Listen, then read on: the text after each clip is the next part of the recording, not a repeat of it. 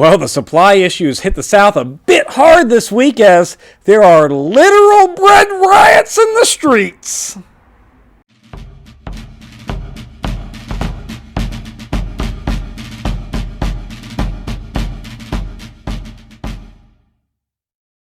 Hello and welcome to Civil War in Hindsight. I'm Lieutenant Tommy. With me, as always, is my dear friend, Prospector Johnny. And Johnny, we're going to continue the trend. Another relatively quiet week. Although, spoiler alert, right. We got our barricades are working. Our starving them out as seems to be working. But we'll get there. That's the end of the week. Spoiler, that's the end of the week.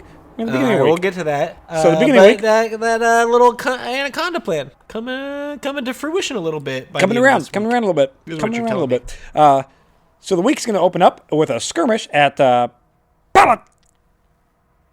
Florida. Sure, I don't know how to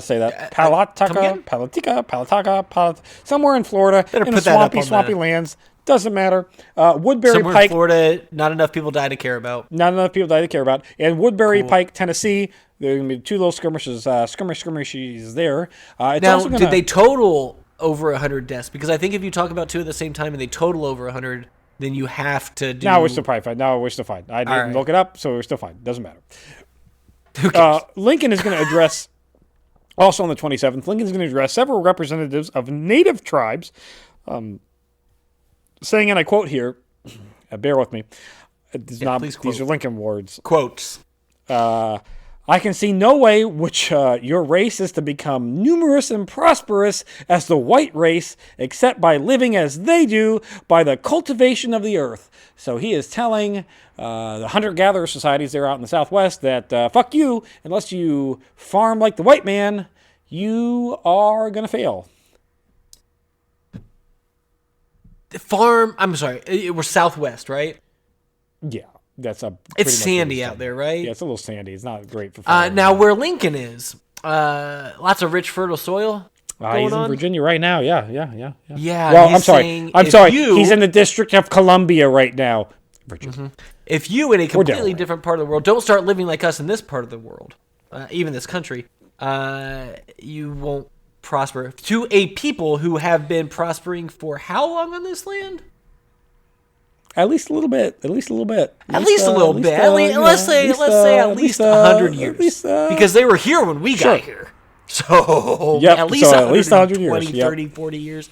200,000 maybe. Who knows? Who can say? Yep. Okay. We're good. Yeah. So, but they won't be prosperous, Johnny, unless they act like here's the thing, though. Here's the thing. It's not advice. It's a threat. If you think about it that way, it makes a lot more sense. Yeah, a lot more sense. Johnny, on the 28th, there was an engagement at Pattersonville, Louisiana, where Confederate land troops are going to attack a Union gunboat. And somehow land pirates are able to capture the USS Diana. What? I still haven't figured out how that fucking happens. This is where? Down in Louisiana. So just go into the Gulf. That's what I said. Just go somewhere else. Like if the firing from the land is too much, you're on the water. Go upstream, downstream, Gulf, anywhere. Doesn't matter. Go away from them. Be not there. They're not going to swim at you. Not in that spot. But they didn't do that, and they got captured. They didn't do that. Land pirates. Yep. All right. Yep. On the 29th, Grant is going to order McClernand to march south to Milton's Bend on the west side of the Mississippi to New Carthage. So McClernand's in Milton's Bend. He's being ordered to march down to New Carthage, which is just south of Vicksburg. This is another one of Grant's throw it at the wall and see what sticks. Happens. Sherman and McPherson are going to follow as their work on the Duckport Canal, another one of Grant's throw it stick, ain't really working. So they're going to abandon that third canal that we're building at this point, and they're going to march down there. Now we're going to join up west of the Mississippi with things. McPherson, just south of Vicksburg. McClernand. Yeah. The guy who was supposed to take over Vicksburg that Lincoln tapped, you're going to build an army and go down there, and then he got absorbed by Grant because Yeah, it's grand. All right. Anyways, the 30th is going to see a crap ton of skirmishes, but no full-scale battles. There's going to be fighting at Duttonsill, Kentucky, Czar Church, Virginia, Point Pleasant, West Virginia, Cross Hollow, Arkansas, Vernon County, Missouri, and Dirty Rebels are going to lay siege to Washington. That's Washington, North Carolina, not Washington D.C. I imagine. They thought they got confused. They got confused. They're like, "Oh, this is sick, boys. We got it." They had a wooden sign with like Washington carved in it. Welcome to Washington carved in it. And they're like, "Oh, boys, we're gonna take the capital." And they show up, and it's like 12 people in a small farming community. It's their own land. It's their own land that they're sieging to. Yep. Lincoln is going to announce that on the 30th of April, he would like a day of fasting and prayer for the North.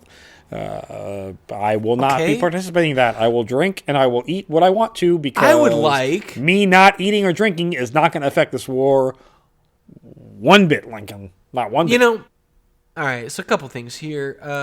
First of all, get the hell out of here. I'm not doing that. Second of all, how about a day of winning and ending the war, Lincoln?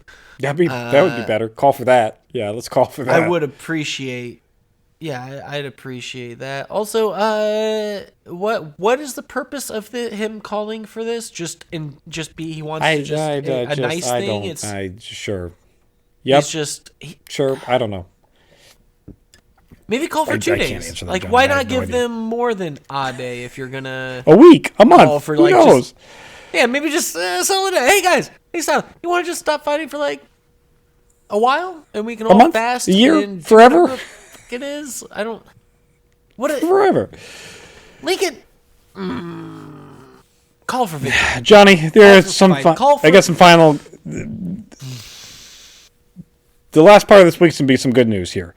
On the 31st, Admiral Farragut is going to take his Hartford, Switzerland, and Albatross past the Grand full batteries before engaging the batteries there that are right by Vicksburg. He's going to drive right by them and then shoot at them with lots of loud bangies, but, not destroying them because, why would we want to end this war? Were the batteries just shooting at him, or were they just chilling? I mean, it's a dual engagement, but like we're coming. It's better for our side than their side, but like our boats don't get destroyed and their batteries are still intact. So at the end of the day, like, So at the end of the day, it's like this entire whole war so far. Yeah. Yep. Couple people probably died. Mom's got some letters that made him sad, but nothing was ventured or gained. Last bad news of the week I do have to report is that Jacksonville, the city that we just took back over, it's going to get abandoned by the Union and taken back over by the Confederates. But at the end of the day, it's Jacksonville. Nobody really wants Jacksonville. I got to guess as to why it was abandoned by the Union. It was hot and sweaty. I guess they took one look left. Around that swampland and are like, what the f*** is this? I don't want any part of this. Let's get out of here. I'm literally standing here sinking into a swamp. No, thank you. Yeah, I'm done. Oh, and my friend Alan got eaten by an alligator. Yeah. Yeah, he sure did. He sure did. Or crocodile. Which is the bigger ones? Is it alligators or crocodiles that are the bigger ones? So crocodiles have the skinny mouths. Alligators crocodiles. Have they're the bigger rounded. ones. Crocodiles are the big one. It's crocodiles that would eat you because it's like saltwater crocodiles. It's the crocodiles. I mean, they'll all eat you. Yeah, it's definitely crocodiles. It's a caiman that won't. Yeah, but which when you see a big cat jumping out, grabbing a crocodile alligator by the back of the neck, it's not one of them. It's a caiman. They get much. They're much smaller. Yeah. Anyway. Yeah. Hey, it's an animal episode. That's your animal episode. Johnny, in the month of April, it's going to begin with skirmishing at Chalk Bluff and Clarendon, Arkansas. And the week is going to end with some very, very good news for the North as riots over bread break out in Richmond, Virginia. So apparently, over bread. So apparently there's a large starving crowd. Large crowd, it's starving. They're gathering around a baker's wagon and begin demanding bread. Like, look, we're hungry. We want the bread. You got the bread. Like, give us the fucking bread. And he's like, I have an empty wagon with like a cup and a half of flour left. What do you want? I can't. Man, I'm not Jesus. I can't manifest bread. This No, then turns into demanding bread. Not even Jesus could manifest bread. He manifested fish out of the bread. He manifests fish. Yeah. Well, out of a fish, he turned here's a fish and then multiple fish, and he made bread out of his body. And there's only so much body that you can have. And it was really apparently, just a little tiny wafer crackers. There's not. No way he's got body left. That body's gone. Anyways, Johnny. Full-scale rioting breaks out over the bread. It turns from bread to just let's steal everything from everything. Like all the poor, starving people. Like a riot does. That's pretty standard. There's a riot. And just standard riot. Chaos ensues. At one point, you grab what you can and you run away. At one point, Trader President Davis addresses the crowd from a wagon. He pulls his wagon up, addresses the crowd. He says, "I'm gonna help," and he starts throwing Confederate dollars at them, which they're like, "What are we can't eat this. It's not worth anything. Or you're going to help put it in a pile and burn it." Well, that actually increased the value from nothing to a little bit still more. Nothing. Surprisingly, this move by Trader President Davis does not stop the riot. You don't say. Showing up and just throwing things at people does not calm them down in such a way that they would stop rioting. That's surprising. If it was food, it might have. But this was not food. If maybe he showed up with loaves of bread or anything. What does wind up stopping the riot is the Home Guard being turned on the citizens and arresting people. So, all right. That does it. And allegedly, though, according to the Confederates, I have to report this. Allegedly, nobody died. There's no deaths during these riots at all. Not a single peaceful protest. I'm sorry, Tommy, it's 1863. You get a group of 800 people together anywhere. I don't know how many people were there, but somebody's dying of dysentery. Several dozen. Somebody's dying from that. Somebody's getting trampled, kicked by a horse, dying from dysentery, dying from yellow fever, whatever it may be. Somebody's gonna die from that. Yeah, that's a bad lie. It can't be true. That's just a bad. Hey, but those are that's but what they report. Maybe he just meant nobody Confederate important numbers because they've never died. Because he didn't. So maybe that's all they meant. It seems like nobody of note. We're in the beginning of 1863, and it seems like the citizen population of the South isn't so happy that they are starting to freaking starve. So maybe it got to be a good trend, right? It's got to be war's over by the end. They're starving. They're literally starving and creating riots over bread. We've got to be at the end. Well, and here's the thing, it's the tail end. We've talked about how exhausted the northern civilian population is getting with this. I'm sick of it. I'm done with it. And guess what? I got food. I have food. I got food. Yeah, because our only resource is not cotton. So, I can eat. We got lots of corn. Believe it or not, lots of corn in Indiana. Yeah, and soybeans. And got all the shit. And we can do everything.